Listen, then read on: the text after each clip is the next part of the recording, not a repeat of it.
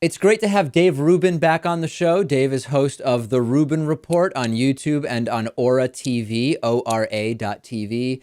Dave, I continue to be sort of saddened by the response from so-called progressives when I talk about some issues of pretty significant political importance. Obviously, the Israeli-Palestinian conflict is one where you and I have talked before about the sort of disconnect that exists between self-described progressives and not really standing up for what we would think of as progressive values. Another example I've been seeing in the context of our elections in Argentina. I saw this after the passing of Hugo Chavez in Venezuela, which is a very negative reaction to my pointing out that sometimes what sounds like populist rhetoric is really sort of corrupt, plutocratic policy disguised as populist rhetoric, and I'm disappointed there as well. What do you think is fundamentally sort of under the foundation of this disconnect between progressives and progressive values on some issues? Yeah, well, first, let me start, Pakman, by saying that you really were ahead of this. I think I was ahead of this in some ways because me and you started really talking about this split and this strange lack of truth, and that narrative was more important than fact. All of this stuff that we now see consistently out of the progressives, or as I now refer to them, the regressives, Sure. which is a phrase coined by Majid Nuaz, who I've had on my show. Majid Nuaz, a Muslim trying to reform Islam. So they don't like him. As a matter of fact, some on the left call him a porch monkey because he's sitting with Sam Harris. I mean, think of the absurdity of this type of discussion that we're having. If someone on the right did that, they'd all be going bonkers and want that person fired. But if it comes from the left, then it's okay that this Muslim guy, this brown guy, is a porch monkey. It's insane. So there's a lot here, and the reason I mentioned that you were ahead of it is not just to pat you on the back, is to say that this has been coming for a long time. This split has been coming. People are waking up in huge numbers, and it's not just you and it's not just me. I did Joe Rogan's podcast yesterday. The reaction has been incredible because people are starting to get it, that we have to stand for basic principles, regardless of where they are and who they are and the color of the people that do it and the sex and all of that. So what was your original? What was the exact question? Now Well, that I so get what I'm trying to figure out is what do you think is underlying this confusion, as I like to call it? I mean, I don't think it's yeah. anything, it's out of malice or hate or anything. I just think it's a fundamental confusion. What is underlying it? Okay, so I think it's a lot of things. I think what I've realized about the regressives in general is that they believe in narrative over fact.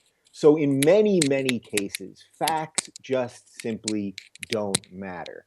So in any case that involves something racial, or especially if it involves Israel, or if it involves anything involving women or anyone that they deem to be the other, but it's deemed by them to be the other, they don't care what the facts are. They care about the narrative of it, and they want to slam that narrative home no matter what, and only talk about stories that fit their narrative and ignore stories that don't fit their narrative. Okay, Now, so I think that yeah, is easily applied to the two scenarios we're talking about. And by the way, Dave, there's something that you're tapping when you talk that's making a little bit of a noise. Just I don't know if no, you know what it is, but just as a heads up. I'm whacking things over. I've been talking about this stuff so much that I'm getting very animated these So days. when we think about the Israeli-Palestinian conflict, it's very easy to create the narrative that Israel is powerful and supported by the US. The Palestinians are weak and oppressed, and thus we just need to be on the Palestinian side, aside from whatever the facts may be. With Latin American populist rhetoric, the idea is, hey, the populist rhetoric is about lifting up the poor. The populist rhetoric is about providing access to education. Let's ignore the realities about corruption and lack of press freedom and lack of judicial freedom, etc. The narrative becomes very attractive. Right. So they love narrative, and once narrative trumps fact, the rest is out the window. The rest of the discussion is out the window. So just simply, if we were to take the simply, I'm saying simply, if we were to take the Israel-Palestinian issue, right? Someone like you, who I've heard you talk about this for a long time, you stand for and elaborate on the principles that the left is supposed to believe in this, in that you're for a two-state solution. You don't like Netanyahu. You've been critical of both sides. You don't want settlements. You also, I assume, you don't want random people being stabbed. This is happening every day. Just a half hour ago, another one happened. So you stand for all the set and an equal and just settlement and all of those things that the regressives are supposed to stand for. Except I've really come to believe they don't even want a two-state solution.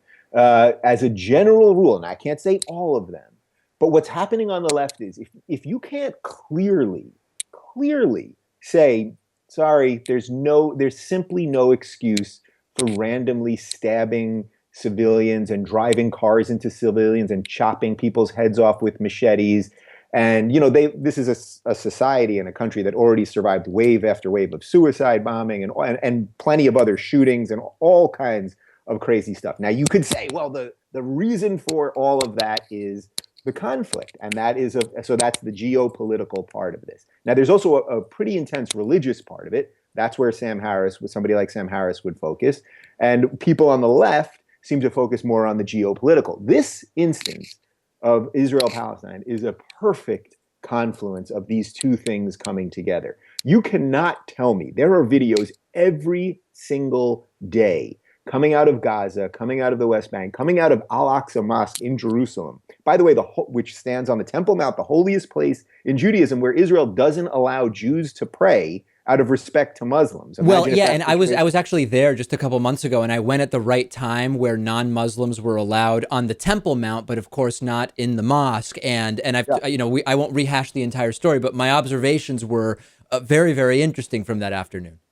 Yeah, well, I've been there also. I've been there twice, actually, and both times it was made very clear. I mean, I was dressed probably similarly to this, and it was made very clear that we were not welcome there. They didn't know whether I was Jewish or Israeli or Swedish, right, or German, whatever.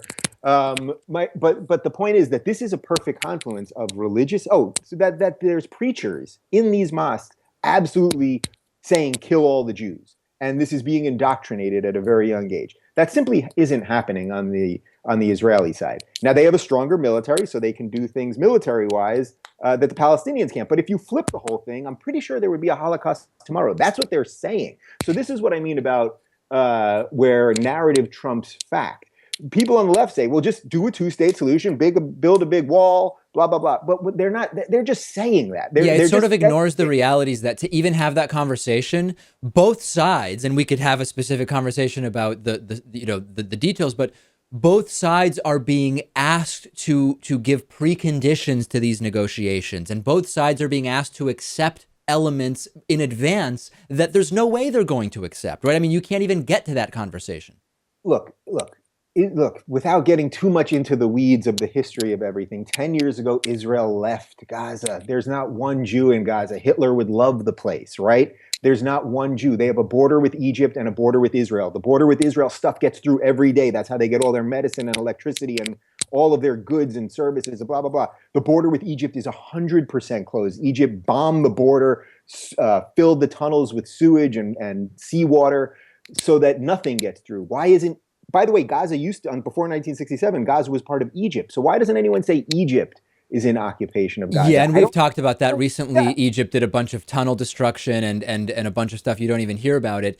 How do you think that this new sort of tradition, I don't even know what to call it, traditional progressivism versus neo-atheist thought is either helping or hurting the dynamic going forward? And because when we talk about the so-called regressives, is speaking to that crowd being helped or hurt by this neo-atheist versus traditional progressivism dichotomy that has surfaced?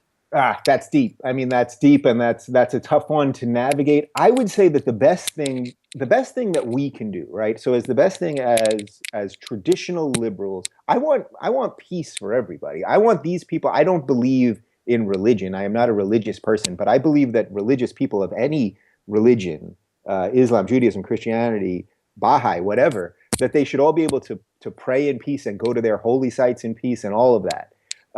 That's what's happening right now on the Temple Mount. That Israel allows that. They control Jordan, or they control the Temple Mount, but they let Jordan be in control of Al-Aqsa.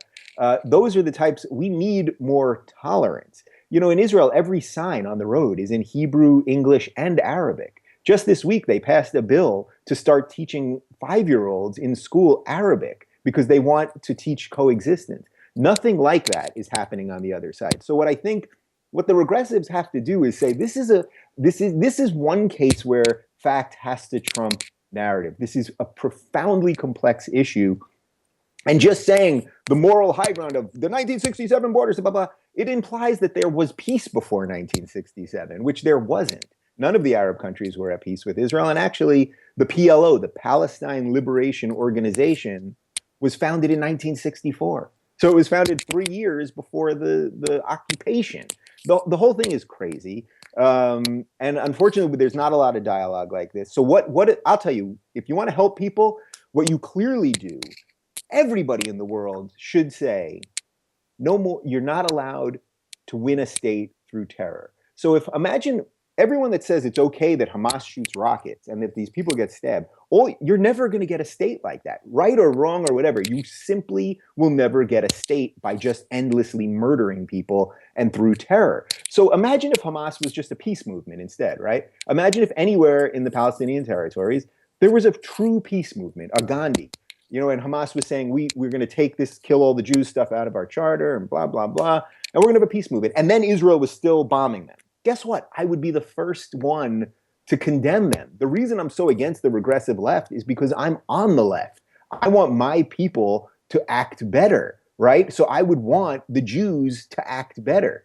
So, but at the same time, if rockets are being lobbed, guess what? It's the right of every nation on earth. It's not just the right, it's the purpose of every nation on earth to defend themselves. So no nation on earth would not defend themselves. That's the very reason that any nation exists.